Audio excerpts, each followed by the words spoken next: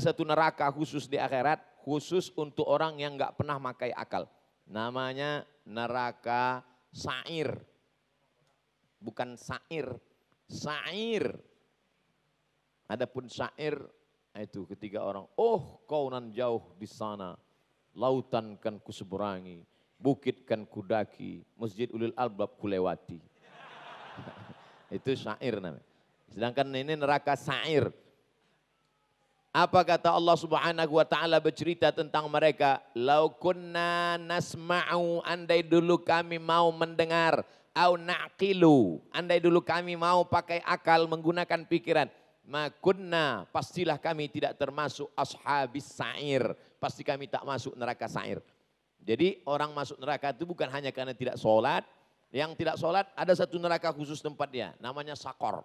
Masalakakum fi sakor. Kenapa kamu masuk neraka sakor? Kata mereka menjawab, lam naku minal musallin, kami tidak sholat. Nah, jadi ternyata neraka itu juga ada kelas-kelasnya. Mudah-mudahan kita tidak transit di neraka. Kita lanjutkan. Surah Ali Imran ayat 190-192. Inna fi khalqis samawati, dalam penciptaan langit. Ketika akal dipakai untuk memikirkan penciptaan langit, muncul astronomi. Saya ulang sekali lagi, astronomi, bukan astrologi. Karena sekarang anak-anak muda lebih banyak suka astrologi. Bila bintang Anda Taurus, jangan dekati Pisces. Itu astrologi.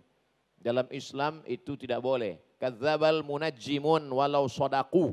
Orang yang suka perbintangan astrologi, pembohong, pendusta. Kalaupun ternyata ramalannya betul, hanya kebetulan semata. Dalam Islam tidak boleh. Tapi mendalami astronomi, mana ada kiai ahli astronomi? Kiai-kiai yang menetapkan bulan suci Ramadan melalui ilmu falak.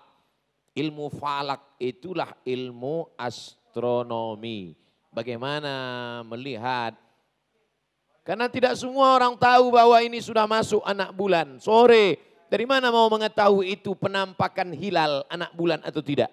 Maka Indonesia, Malaysia, Moro, Filipina, Thailand Selatan, Patani, Singapura, karena di sana juga ada komunitas Muslim, Indonesia, Malaysia, Brunei Darussalam sepakat 2 derajat di atas ufuk baru disebut dengan hilal. Kalau kurang maka bukan hilal. Nah, karena kalau tidak nanti semua orang akan mengatakan kalau tidak pakai ilmu astronomi, ilmu falak.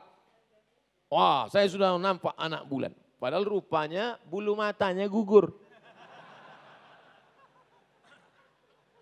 Makanya jangan dikonfrontasikan antara ru'yah dan hisab.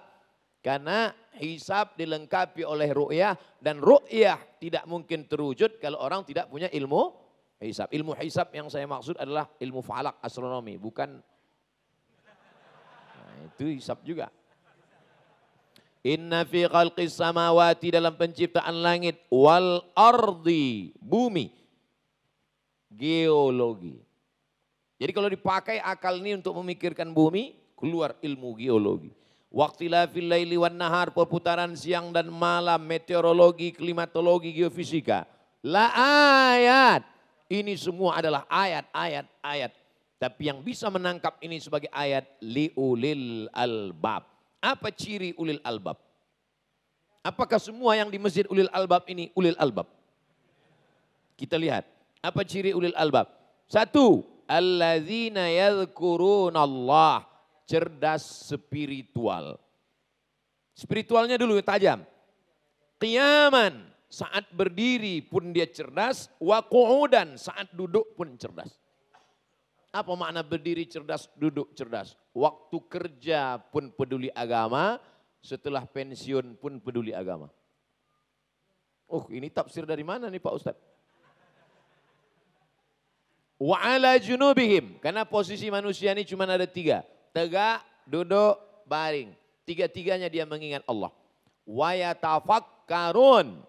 Pertama cerdas spiritual, yang kedua cerdas intelektual. Intelektual kalau tidak cerdas spiritualnya hilang innya, tinggal telek. Lek apa ya mampu. Merusak saja dia. Oleh sebab itu maka cerdas. Setelah cerdas spiritualnya, cerdas intelektualnya, maka akan keluar dari mulutnya. Orang yang cerdas secara spiritual, cerdas intelektual, ketika connect antara spiritual dengan intelektual, yang keluar dari lidahnya adalah Rabbana ma khalaqta hadza batila. Rabb, bertuhan dia. Bertuhan dia. Sekarang banyak orang bukan bertuhan, berhantu. Puncaknya adalah setelah dia mengaku bertuhan di mulutnya, lalu berperilaku sesuai dengan orang yang bertuhan. Apa kata dia di akhir? Faqina adzaban nar. Kalau kita baca dua ayat ini, mana yang lebih dulu? Bertuhan dulu baru berilmu atau karena berilmu lalu orang bisa bertuhan?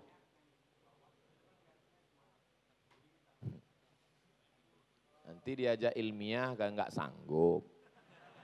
Nanti saya ceramah kiki katanya enggak ilmiah. Jadi saya gimana?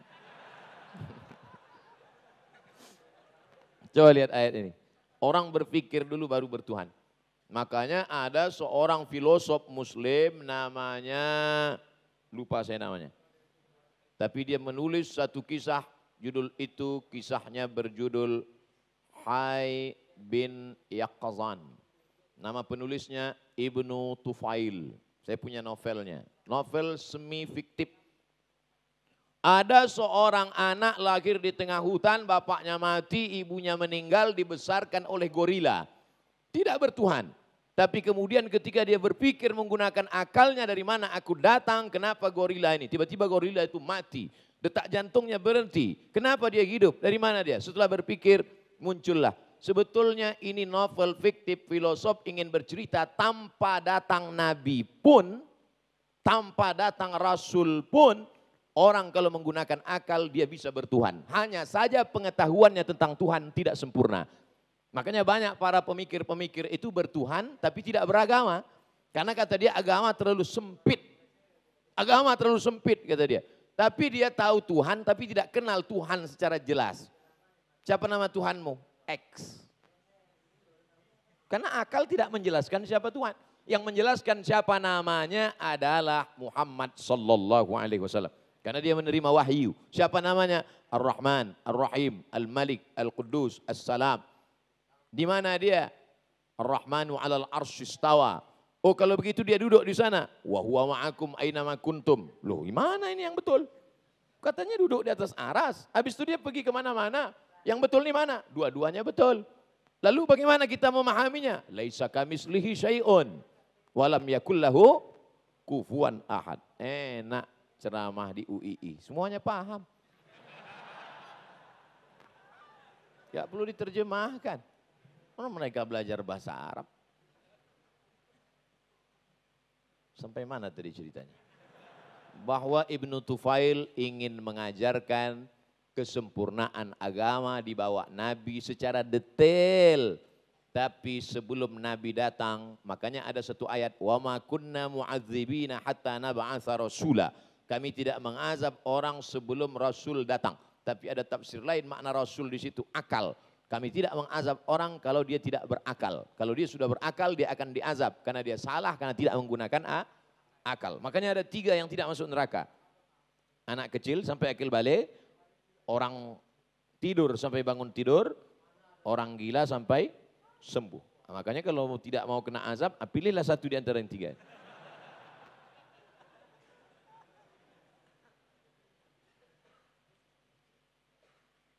Apa kata muridnya? Bu, gimana proses penciptaan manusia dalam Quran? Ini true story, kisah nyata, anak SMP nanya ke guru di kelas. Bu, gimana proses penciptaan manusia dalam Quran? Apa kata ibu gurunya?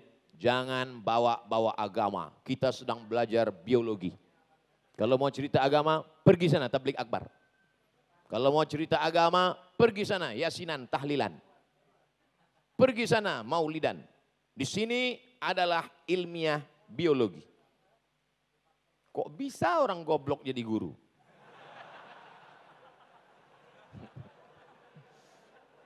Padahal kalau dia mau aja menggunakan akalnya sedikit saja. Coba lihat itu menurut ilmu SPOG, spesialis of jin. Spesialis of jin, bukan spesialis jin. Spesialis of jin.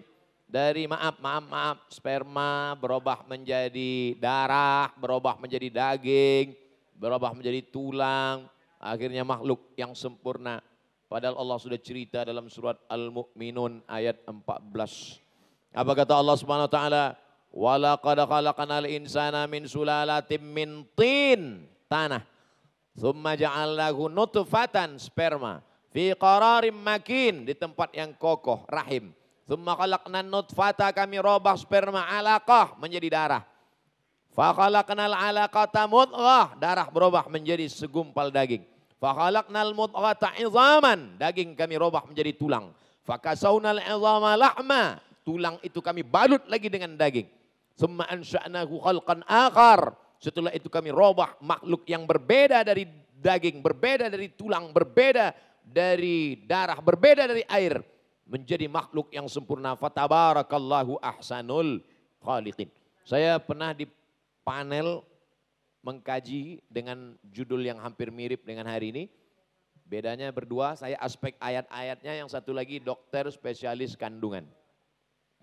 Si dokter spesialis kandungan ini rupanya pernah seminar, dia tunjukkan ayat ini ke dokter Amerika, spesialis kandungan. Dokter Amerika, ya ini ada ayat dalam Al-Quran cerita tentang penciptaan manusia dalam rahim.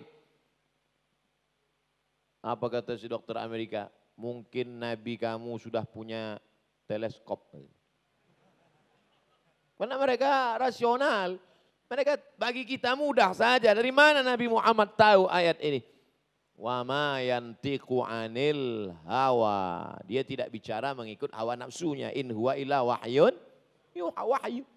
Oleh sebab itu maka saya bangga di UII 2017 saya datang, apa kata Pak Rektor Ustadz Abdul Somad, ternyata yang paling banyak di Fakultas Kedokteran itu adalah yang dapat beasiswa itu anak-anak penghafal Al-Quran.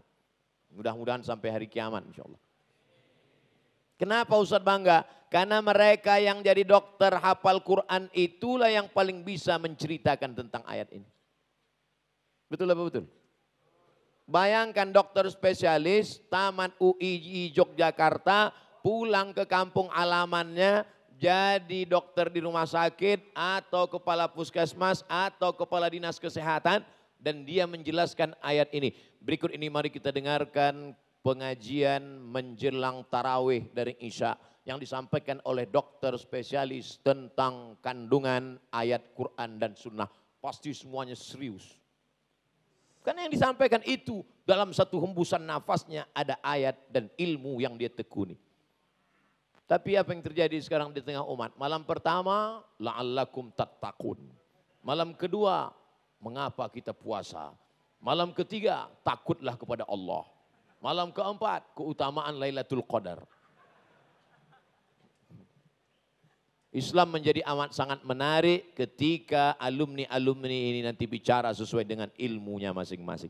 Ini kalau saya cerita bagaimana proses janin dalam kandungan, kalau saya ceritakan ini secara detail, saya yakin Bapak Ibu yang dokter pasti, loh kok perasaan enggak gini?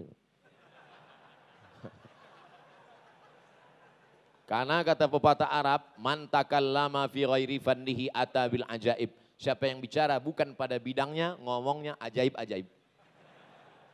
Aneh-aneh. Makanya saya selalu suka kalau integrasi ilmu pengetahuan ini di panel dengan dokter.